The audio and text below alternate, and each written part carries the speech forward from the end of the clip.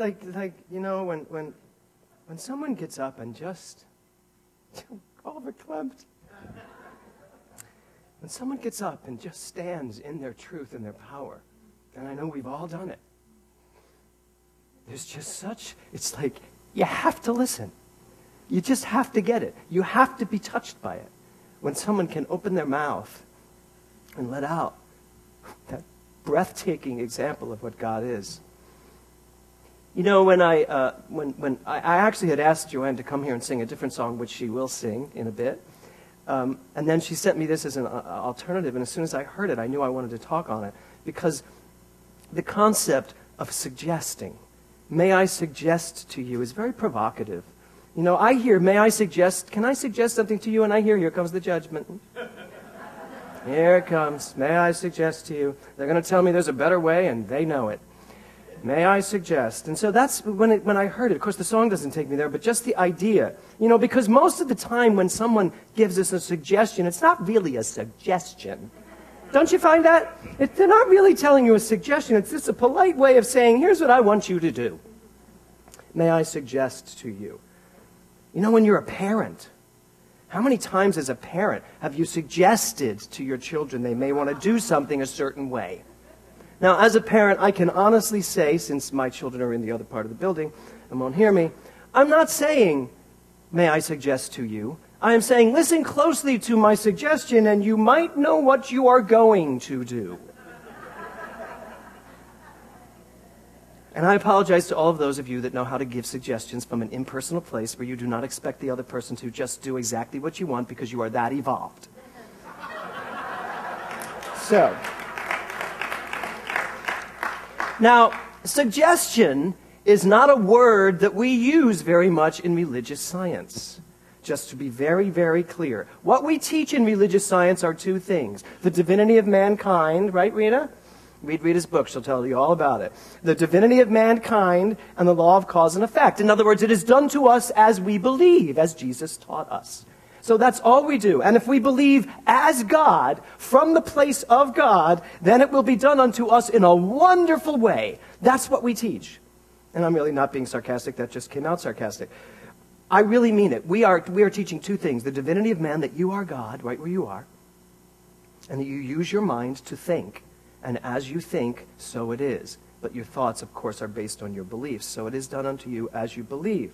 So Ernest Holmes says, you know, we never suggest, we know. We never suggest, we know. We don't suggest that this might be the truth. We know. He also says we must be certain that we differentiate between suggestion and unwavering truth. And yet, may I suggest, implies a choice, which, by the way, is one of our greatest gifts. We have been given choice. So when I hear, may I suggest to you, truly it must be that there is a choice at play. May I suggest this over this? Or may I suggest this with a little bit of this? Or may I suggest you go back to the drawing board? May I suggest? It implies that there is a choice. The title of my talk today is Who's Talking and Who's Listening? And first I'm going to talk about who's talking. I think when we learn to stop talking ourselves, which is kind of interesting to say as I'm up here talking to you, but if we learn to be quiet and we really learn to stop talking, that's when the divine voice steps in and speaks up. And I call that voice this morning the divine suggestion. There is something in you that is always singing that song. There is something in you that is always saying, may I suggest a different thing here? May I suggest a different thought here? May I suggest a different belief here? May I suggest a different reaction here? May I suggest a different action here? And it's this divine voice that's not pushing. It's a divine voice that is not telling us what we have to do. It's an authentic voice that is giving us a choice. And that is who's talking. The divine suggestion. And we can listen or we can ignore it. Have you ever had those days when you've just ignored it? May I suggest to you that you don't say that to that person at this particular moment? And then you do. And what happens? I don't even have to tell you. Clearly you all do that. Okay. So we can either listen or we can ignore it. So I have a question for you this morning, which is, are you listening to the divine suggestion, or are you ignoring the divine suggestion? Or do you do a little bit of each, which is probably what most of us do? Some of the time I'm telling it what it needs to know. And some of the time I'm letting it tell me what I need to know. So are you listening or are you ignoring? You know, sometimes I really do wish that the divine suggestion was a little more parental. I really do. I sometimes wish that the divine suggestion in me would just come in and say, no, do not say that. Do not act that way in this moment. Do not believe that because it's not the truth. And I wish the divine suggestion would also be literally just come in and take over and just say, you know what, get out of the way. I'm going to do this. The problem is that's usually what I'm saying. Get out of the way. Let me do it my way. Yes? Anybody else having this issue? Yeah. So this divine suggestion that is, and I love, Joanne, thank you for singing that song and for bringing it to me and for singing it the way you sing it. For just standing in your truth and singing it. Because really what she did here is exemplify for you and show you exactly what I'm talking about. That is the divine suggestion. It's not overbearing. It's not showmanship. It's not trying to get something across. It's, here's what I know. Would you like to live this? That's the divine suggestion. And that's who's talking, if we let it. And that brings me to the second half of my title, Who's Listening? If God's speaking, who's listening? Well, we teach that God is all there is. We teach that, and I am putting my entire ministry on the truth that I am God, and that I'm no longer willing to play the game of finding a way of saying that feels palpable. I am God. That's what Jesus came to teach. That's what Buddha taught. That's what all the great mystics taught. I am God. And if God is speaking, then God must also be listening. So if God is speaking and God is listening, how do we screw things up? If that's the equation, God is speaking and God is listening, then how do we have anything go wrong in our lives? Really, answer me. Because you need to answer this question for yourself. Because that's what we need to get to the heart of and the soul of in this teaching. You know, to the song, may I suggest to you that this is the best part of your life. I absolutely love it when my life serendipitously all comes together and just coagulates into this beautiful, breathtaking moment of clarity. This morning at 6 a.m. I was up reading the blogs for CPR, and then at 8 o'clock I spent 15 minutes talking on the line of today's message. And it was exactly what this song was all about. But not really, because I know that when Joanne sings, may I suggest to you that this is the best part of your life, I know she means that right where you are in this moment, the song itself means right where you are in this time of your life, this is the best time of your life. I'm going to take it a whole different way, because as I was talking this morning on CPR, and then I'm looking over my notes for this talk, I was like, oh my God! Oh my God. Alex Robert Holmes, you're fired. So I got it. May I suggest to you, I did go, oh my God. Right? So may I suggest to you that this is the best part of your life. You have been given the best part, the best role. In fact, you have been given the role of a lifetime. The best part. You've been given the best part of your life. It's you, the best part of your life. So, how are you doing in that role? Okay. How are you doing in the role? I have the best part. And guess what?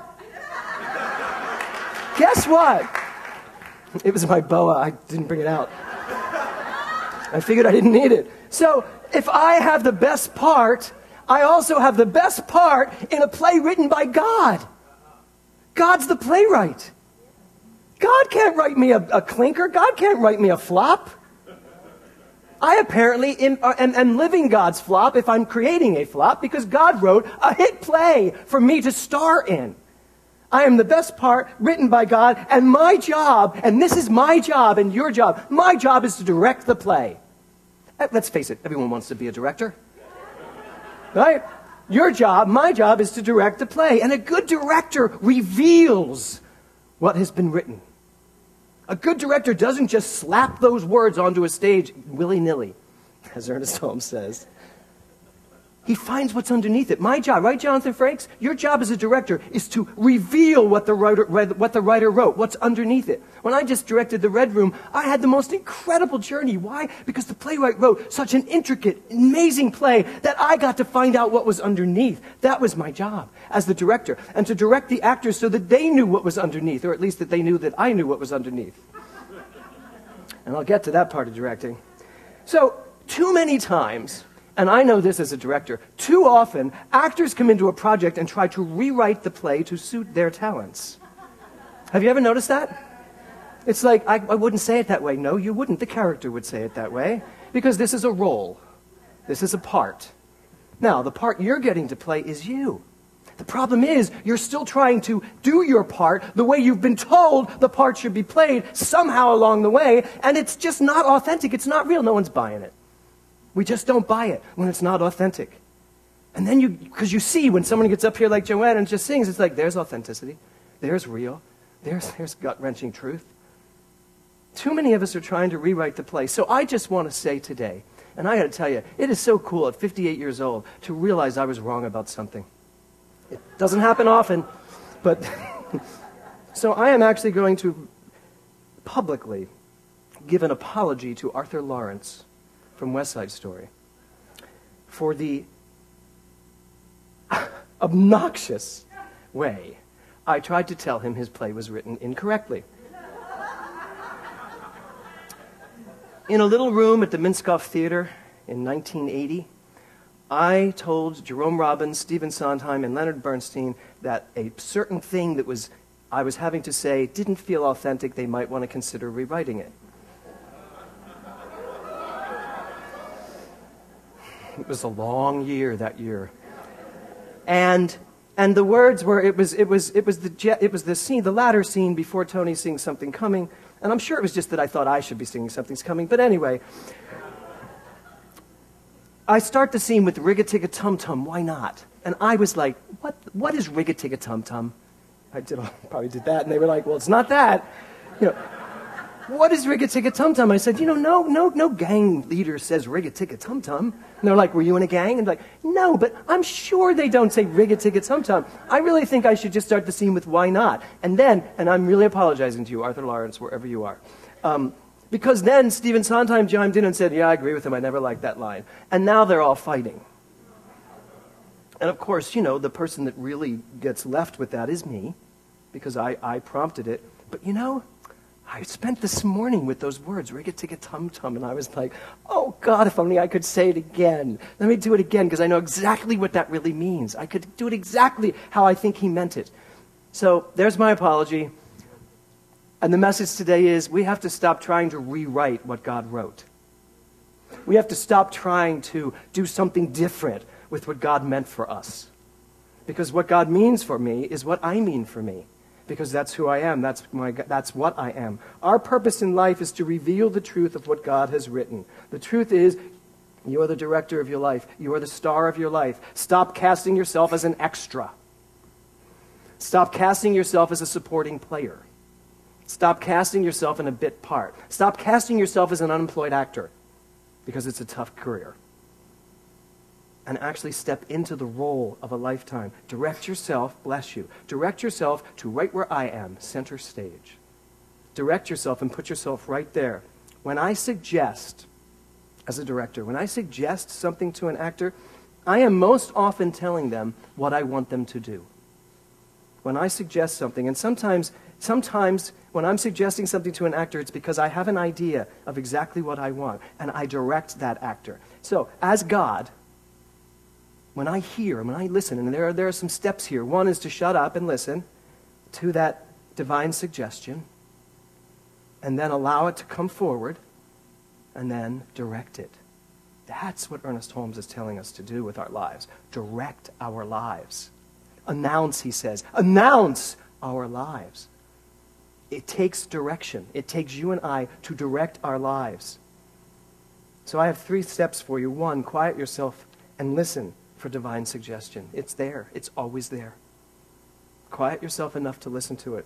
Number 2, remember that you are the director. So direct. Reveal what is there to be revealed in your life. And number 3, allow yourself to play the best part you will ever get. You. There is absolutely nothing wrong with you. I don't care what's wrong with you in the factual world. In the world of truth, there is absolutely nothing wrong with you. There's also absolutely nothing wrong with any of your conditions. You have everything you need to have the most incredibly successful life right where you are, at your fingertips. And if you don't like something about yourself, change it. You know, people said to me last week, they said, so why did you even bother to have that done? We didn't notice it. I was like, I noticed it. I didn't like the little crevice in my neck, so I went and changed it. That's what we get to do. You know, and I got some of the science of mine. Well, didn't you know you were perfect the way you are? And I'm like, oh my God. I'm not only certain that I am perfect the way I am, I'm so certain that I'm perfect the way I am that I have the power to change things when I don't like them. That's how powerful we need to be. Yes? So don't play this science of mind game where you make yourself crazy. There's only 2 things that we teach. You are God. And we live in a world of cause and effect. That's it. So I have this great quote for you from Dr. Seuss. Today you are you, that is truer than true.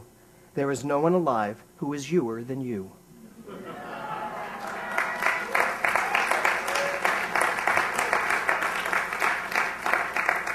That came on the CPR blog. Thank you, Jay. And I just want to say, no one can play your part the way you can play it. Stop comparing yourselves. That comparison game, it is a killer, isn't it? Oh, I'm 58 and I should be here because he's there. I can tell you the first 10, 15 years of my career, when Tom Cruise hit, I was like, how did that happen? I mean, we all know how it happened. He's incredibly talented and not bad to look at. So I was like, how did that happen? Why did it happen for him and not for me? And you know what that was? That was the most incredible journey downward. Because I had a vibrant career, and I watched it as it suddenly hit a wall. Because I wasn't having that career anymore. I wasn't being the best me. I was being the not Tom Cruise. So, comparison. Get rid of it. Emma Bombeck this. Emma Bombeck. She wrote this. Now, this is a little dualistic, because I don't believe we stand before God, but you'll get the idea. When I stand before God at the end of my life, so let's just say, when I stand before myself at the end of my life, I would hope that I would not have a single bit of talent left. And I could say, I used everything, I'm getting emotional. I used everything you gave me. At the end of your life, at the end of my life, I want to look at myself in the mirror and see a full neck, and I want to say, James, you used it all up. There's not an ounce left. You can go now to the next time when you're filled up again and you're ready to use it again. And I don't have any fears, but I think possibly that there are some of us that might get to the end of our life still holding on to what we had. Fearing that if we use it, we won't have any more. We are tapped into an infinite power that is constantly refueling us, refilling us. Give the performance of a lifetime today. And tomorrow when you wake up, do it again. And then the next day, do it again. Don't hold off for opening night. I hate those actors. They wait for opening night. And the other actors in the play, I don't hate you, but it's a little annoying. And then on opening night, the other actors are like, well, where was that person all the whole rehearsal process? Well, they were holding back because they were afraid they wouldn't have it by opening. Do it now. I'm not calling anyone out because no one does that I know. So, Steve Jobs wrote this. For the past 33 years, I have looked in the mirror every morning and asked myself, if today were the last day of my life, would I want to do what I'm about to do today? And whenever the answer has been no, for too many days in a row, I know I need to change something. So, I would like to suggest that you consider the role you're playing in your life right now. Some of you may have been playing this role for a very long time. Are you content in the role you are playing right now in your life? And I don't think God is ever content. I think the divine suggestion within us is always stepping up in us and saying, there is more. There's more for you to know. There's more for you to be. Use it. Use it up. Use me up, because guess what? You can't. You can't use me up. You can't use yourself up. You can't use up all your talent. You are me. I am you. We are one. And you have everything you need in your life. You have every power, every energy to just let it out. Fear needs to go away. Comparison needs to go away. I need to know that right where I am, God is, and start living that way, directing myself that way, letting myself know as the actor in my life, and Ernest Holmes calls all of us the actors in our lives, as the energy in my life, as the actor, as the person who has been cast in this role. I have been cast in this role. I cast myself in this role. I chose this role. So this is the role I want to play. Why on earth would you choose a role, cast yourself in a role, and then refuse to play it? Full out. Everything. Good, bad, indifferent, whatever you want to call it. Make the mistakes. Don't be afraid to make mistakes. Anybody here making any mistakes right now? Great. Those mistakes show you what you want to do. It's all part. It's all one thing. So may I suggest to you that this really is the best part of your life. And may I suggest to you that you are in the best part of your life, and that you are in a role that you will never, ever, ever outlive. And that it's time to start living exactly what we're here to be. It's time to start living what we're here to do. It's time to start living what we're here to have. It's time to start living what we're here to experience. We're about to step into 2013, a brand new year, a brand new opportunity to take our lives and say, I am the director of my life. And you know what, God? I'm not going to rewrite you anymore. I'm actually going to shut up and listen to the play you wrote and start actually living in that play. That play says, I am perfect, I am whole, I am divine, I am passionate, I am powerful, I am successful, I am healthy, I am vibrantly sexy. Yes? And so it is. Thank you.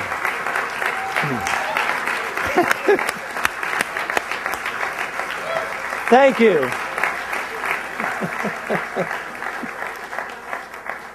Oh.